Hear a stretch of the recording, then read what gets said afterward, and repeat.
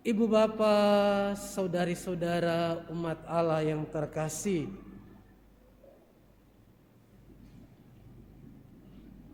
Kalau kita membaca perjanjian baru, khususnya surat-surat Rasul Paulus dan juga surat-surat Katolik yang lain, maka kita akan menemukan salah satu persoalan tantangan penting dari gereja perdana, yaitu menyangkut persoalan perpecahan dalam jemaat. Jemaat gereja perdana bergumul dengan pergumulan akan persoalan perpecahan di tengah-tengah mereka.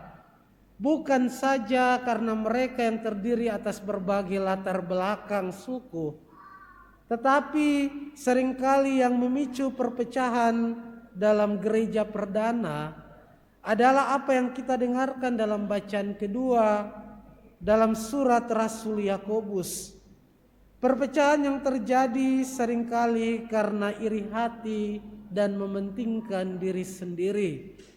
Gereja awal bergumul dengan itu.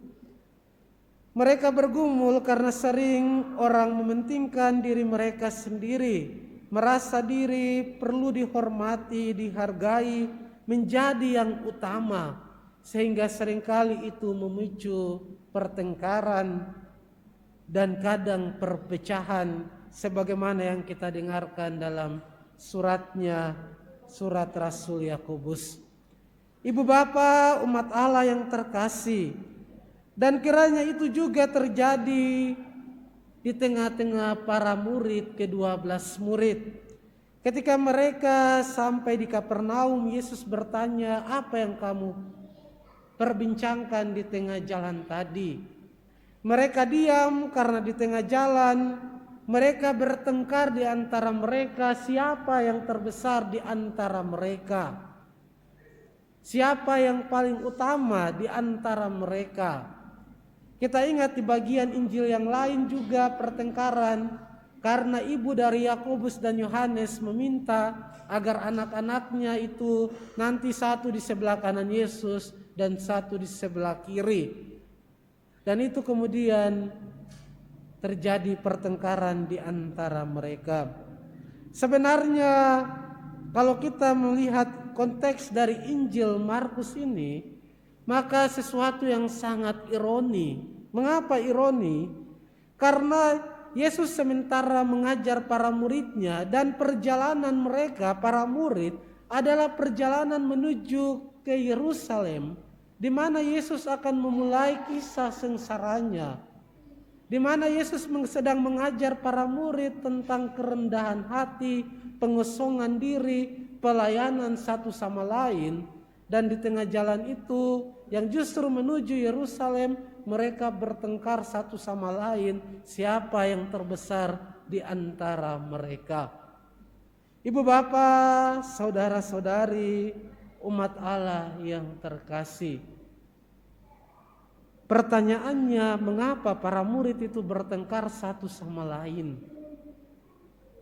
Jawabannya adalah karena mereka tidak sungguh-sungguh tinggal dalam kasih Kristus, tidak sungguh-sungguh tinggal dalam Yesus, sehingga mereka tidak mampu mengenal dengan baik, mengerti dengan baik siapa itu Yesus dan apa yang menjadi misi perutusannya. Yesus datang untuk melayani, bukan untuk dilayani, dan memberikan hidupnya kepada orang lain. Dan mereka tidak sampai di situ, maka mereka bertengkar satu sama lain, siapa yang terbesar di antara mereka. Ibu bapak, saudara-saudari umat beriman yang terkasih, setelah 2000 tahun, terkadang juga apa yang dibuat oleh murid-murid pada 2000 tahun yang lalu, terkadang juga kita praktekkan dalam kehidupan menggereja dewasa ini. Terlepas dari perpecahan gereja, terkadang dalam gereja juga kita masih bertengkar satu sama lain, siapa yang terbesar, siapa yang utama di antara kita. Mungkin saja pastor berkelahi dengan umatnya karena ingin dihormati, dihargai, didengarkan.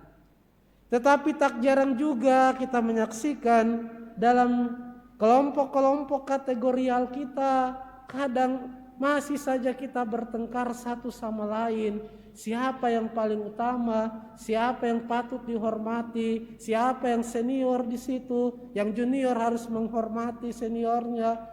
Kadang juga kita bertengkar karena kepentingan di situ, kepentingan untuk dihargai, dihormati, kepentingan diri sendiri, maka kita bertengkar.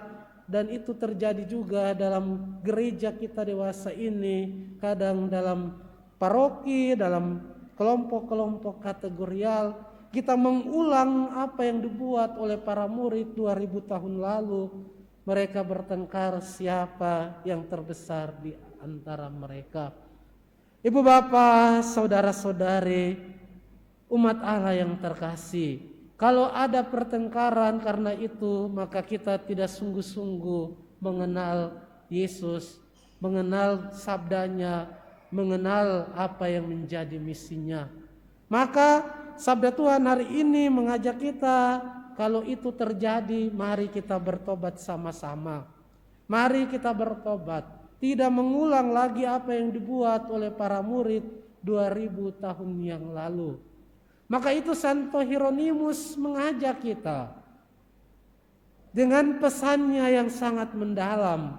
Tidak mengenal kitab suci berarti tidak mengenal Kristus. Maka mari kita baca kitab suci supaya kita mengenal Kristus dengan baik, sehingga kita tidak mengulang kesalahan-kesalahan yang dibuat oleh para murid. Karena kalau kita bertengkar satu sama lain, siapa yang terbesar di antara kita, kita tidak sungguh-sungguh menampilkan wajah Kristus dalam gereja kita.